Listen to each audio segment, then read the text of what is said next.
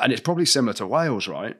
Wales, you know, you've lost 2 to Australia, but there's some good vibes around the improvement. But bottom line is you've lost 2 games. So from an England perspective, disappointing at the 2 defeats, but there's a lot of green shoots coming out of the performance and all that stuff to balance it out, really.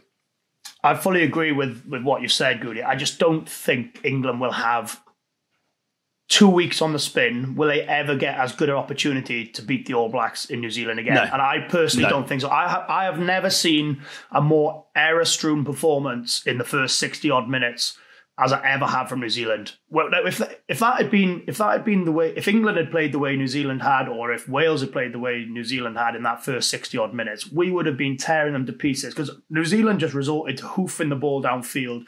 There was errors. And I can tell you one thing, Goodey, and probably the same for you.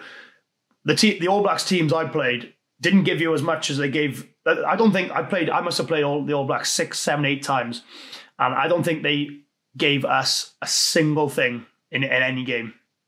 And I watched that game on Saturday, and I just thought that was such an opportunity for England. You know, you look at the 2 tries that certainly the try that Marcus Smith got back for and did exceptionally well to get an intercept. The New Zealand of old, don't butcher that. That's 7 points. The game's away from you. Even from a defensive point of view, you know, I thought Marcus Smith was brilliant on the weekend. But for their second try, the Freeman try, where they've given away a ridiculous penalty advantage, which has allowed Smith to go for that advantage and just chance his arm on a 50-50. New Zealand of old just don't give you that. So for me, look, New Zealand, Barrett, like you said, Goodey, made a huge, huge impact. But I'd be looking at that from an England point of view, and I'd be thinking that's a huge, huge opportunity missed, considering how well they played for large, large periods of those 2 test matches. I think it was a huge opportunity missed, if you want my honest opinion. Yeah, and there's a few things to talk about. You know, Jim said it last week around maybe starting Freddie Stewart instead of Tommy Freeman. Then Tommy Freeman pulls the crossfield kick catch above his head out the sky. Like, unbelievable that was. And obviously the first try as well for Feo Weboso, again, a crossfield kick. And England obviously looked at that area as something that they could profit from. We seemed to kick a bit more ball away at times, which was frustrating. But again, it's an arm wrestle, and you've managed games, Biggs, in high pressure environments when from the outside, and we are outsiders now, saying just keep it in the hands, lads. It's easier. I agree, Goodey. I thought England were. I thought England kicked. I go back to. I thought George Ford. I watched an interview George Ford did during the Six Nations, and because obviously England were taking a lot of heat for the amount of ball they were kicking and things, and he said, "Well, we're not just kicking the ball away. We're kicking for a purpose, whether it's to regain the ball 30, 40 metres territory, whether it's to put pressure on the opposition line out, whatever the reason is." I thought it was a really good way of explaining the kicking game in international rugby. But I did think on Saturday, I thought England, that they had a lot of success in the first test with a lot of those grubbers and putting pressure on New Zealand in that sort of 5 metre channel, forcing line outs, forcing possession.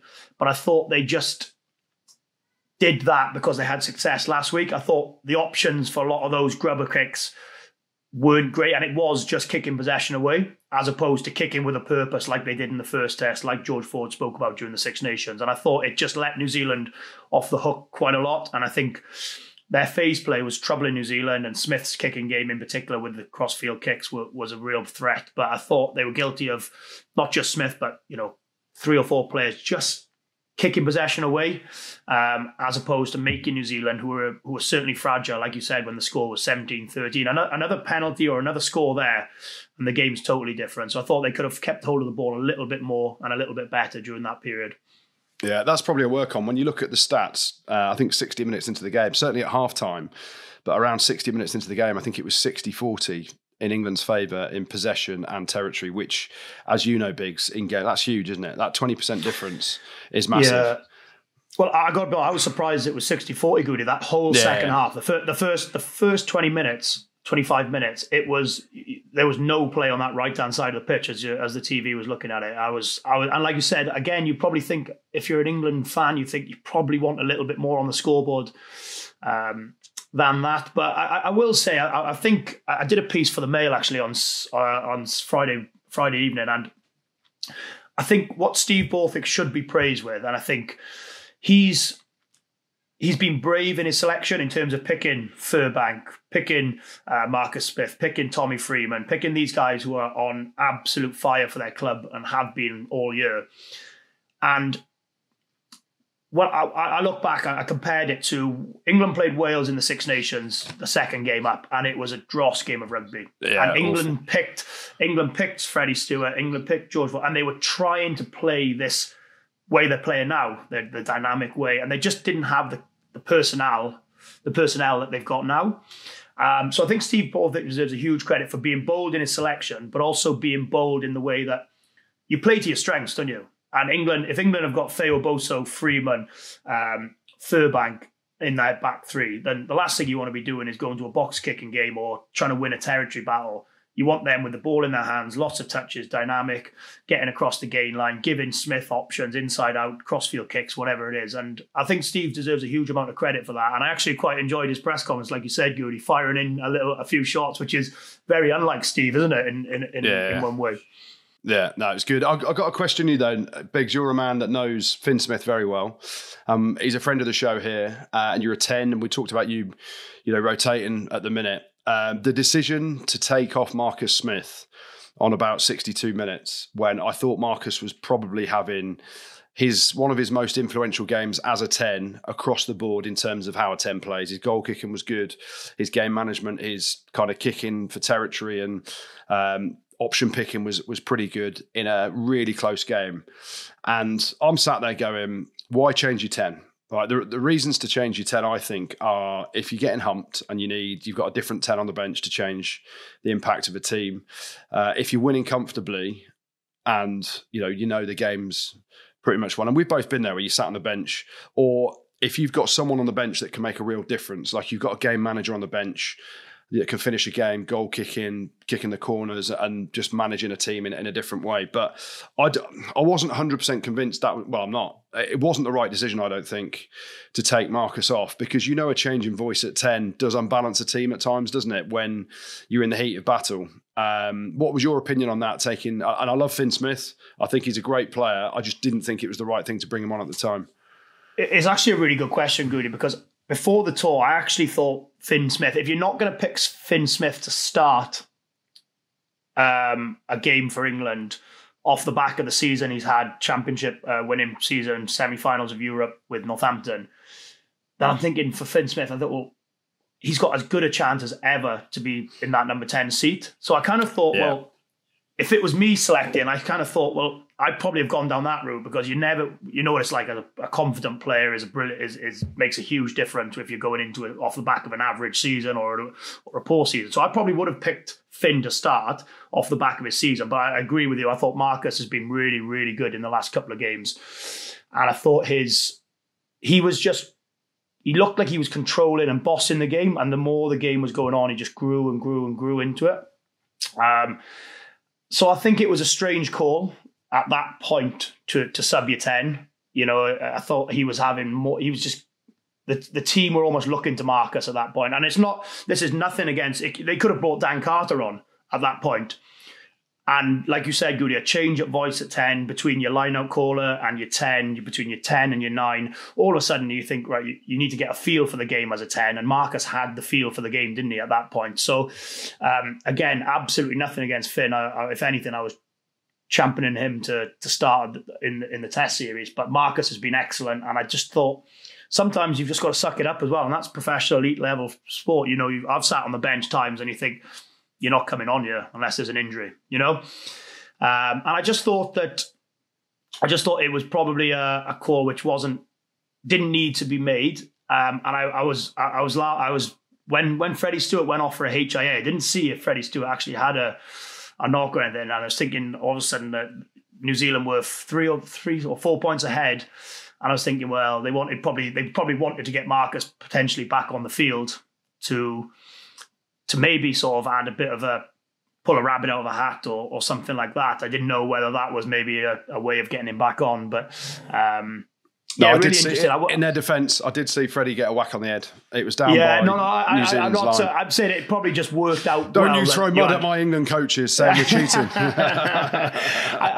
In fairness, it probably worked. It probably worked out well having someone like Marcus on at the end. But yeah, I agree with you, Good. I thought it was a big call at that point in the game where the game was in the balance, and I would have probably, if I was coming off at that point, I'd have been pretty disappointed, as I'm sure you would have, Goodey. And it's nothing against Finn, right?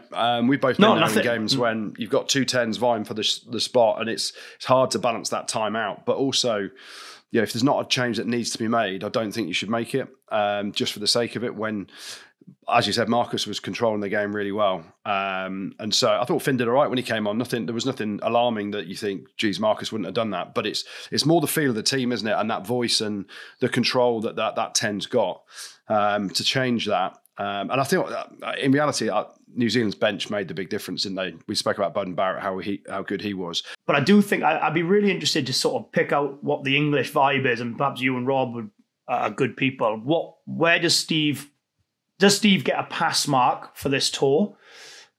And where does he just have to continue with this way of playing? What happens when George Ford becomes back available? Do they change their style of play, or do they just keep going? Because at the minute, it seems like there's a bit of positivity back amongst the English supporters. Is that fair to say? Yeah, 100%. I like the identity of the team now. You can see clearly the defence is working. Part of me thinks sometimes how sort of narrow we are in defence, and you're thinking there's loads of space, but actually the defence works in a way that it's so hard to get the ball to those edges. And New Zealand did a couple of times, but there's clear identity on how England are. Does Steve get a pass? Yes. It's probably like a B. Is it a C plus or a B minus? Because we lost 2 games effectively and it's a results-driven business. But there is a feel-good factor around this team and the evolution of it from, and it sounds mad, getting to a World Cup semi-final and losing to South Africa by a point when the rugby we played, and Biggs, you're out the World Cup, it was dull as ditchwater, wasn't it? Absolutely dull as ditchwater. But it was World Cup rugby to get to a semi-final and nearly get to a final. And then who knows, right? But it was uninspiring. What they've changed, and it was the same at the start of the Six Nations with the first 2 games against Italy and then Wales. But what we did against Ireland and then subsequently, it's actually the first 3 games because we got hosed by Scotland as well up there in round 3. But I hate talking about that. Let's just talk. We beat Ireland. That's every year you get hosed by Scotland, man. Yeah, true. But there is, there's some clear identity around the team. The question you posed about George Ford, and George has been a wonderful player for England, and he was good during the Six Nations towards the back end. But I'm thinking now, this is about Marcus and Finn as our 2 10s moving forward. And it's hard on George. And, ironically, George was 3rd choice going into the Six Nations. So, and initially, that Italy game, the first one, Marcus Smith was going to start and Finn Smith was going to be on the bench until Marcus Smith got injured, at which point George superseded Finn Smith to start with the experience, Italy away and all that stuff. And then George just held the jersey. So I'm not pushing George out to retirement or anything like that, but I'm thinking the identity of this team, a young team, has moved on. And with Marcus and Finn at the helm at 10, you've got 2 brilliant players that can lead us for a long time. Do you think there's a role, Goodey, for George Ford to... And I fully agree with you. I don't think if you were placing Marcus with Dan Carter on the weekend, it wouldn't have made a difference. I just thought the cohesion was lost a little bit. But is there a role for George Ford to possibly, when a game is 18-13, 17-13 to England with 15, 20 minutes to go, is there a role for him to sit on that bench and come out and close games down and use his experience, use his credentials to get the job done that way? Or do you think that the team now is in a dynamic and a position where they just back their youth and just go for that all out? Yeah, it's a tough one, isn't it? Because like you said, you bring Dan Carter on at the weekend, I don't think it makes a difference because Finn didn't do anything wrong. It was more so the brilliance of New Zealand. But Yeah, 100%. There is, experience is key. I played till I was 36, and I just used that to every coach that needed a fly half. I was like, experience, zero fitness, but loads of experience. And Biggs, you're in your 30s now, still. It's invaluable, isn't it, to a team? So yeah, it's a tough one because you've now got Finn Smith has won the Premiership with Northampton. That he went to the Aviva with Northampton in the Challenge Cup. Sorry, he went to the Aviva in the Investec Champions Cup, and played Leinster and played really well in that. And he's won big games. He didn't win that one, obviously, but he's won and played in big environments. So he has that ability to manage a game as well. I think a lot of it is down to you don't need to change your 10 just for changing its sake. Whereas with other positions, sometimes you do. It was quite telling because they didn't change the 9 either, did they? Mitchell was having a really good game and they didn't change that and it worked, so. Yeah. So, George Ford, 100% is in and around the squad. His experience, his knowledge, and everything that he brings can be invaluable. But also, Biggs, I'm sure you know this as well. It can also be a bit of a shadow and a hangover on the other two fly halves, if that is something that you're going to push them for a long period of time. So it's how do you balance it with George Ford wanting to be involved, wanting to play, and the vulgarities of it are around, if you're not involved in the matchday 23, you don't get paid as much and all that stuff unless they're all on these new hybrid contracts that might be coming out. So there are different motivational factors as well. And what's George like in an environment when he's third choice? You know what it's like as a 10. At times that was fine with me, but at times I hated it because seniority and how it works. So it's really difficult sort of thing to balance, I think. But his experience is invaluable. I think you make a really good point, Goodey, that like you said, George's experience, big personality in the squad. Is he going to maybe, is it difficult for Marcus and Finn to really lead the team with a George Ford and Owen Farrell in the background sort of thing? The one thing I will say, when we won the Grand Slam in 2019, and my role, Gareth Anscombe was the starting 10 in that period. And sometimes you just have to suck it up.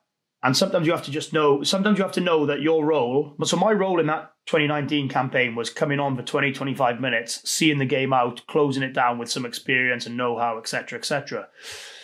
So for me, it was like, well, I've got a choice to make here. Do I want to sulk in the corner and be a negative influence on the team? Or do I want to, like I said at the start of the pod, do I want to be in a positive winning environment and contribute in the way? And for the meantime, that's my role. And that isn't going to change in the next 2 months or 3 months or 4 months, whatever it is. So I just think for me that there may be a discussion. I know that Steve is a massive fan of George, isn't he, with working with him at Leicester. And I just think it's a really interesting dynamic moving forward because I think England have changed the dynamic the perception of them being a very dull team, which they have been perhaps over the last year or so, to what they are now. But like you said at the very top of the show, it's a results business, Goodey. And all of a sudden, if they won 2 out of the last 2 games in New Zealand, this is a very, very different conversation, and we're waxing lyrical about how good they are and things like that. So a huge plus and a huge positives for England during the summer. But I think they'll look back and think, are we going to get a better opportunity to beat as poorer New Zealand performances I've seen for quite some time? But that's hugely credited due to England, how much pressure they put on them. But I think they'll look back and they'll have big regrets when it comes down to it. Pod. Rugby pod.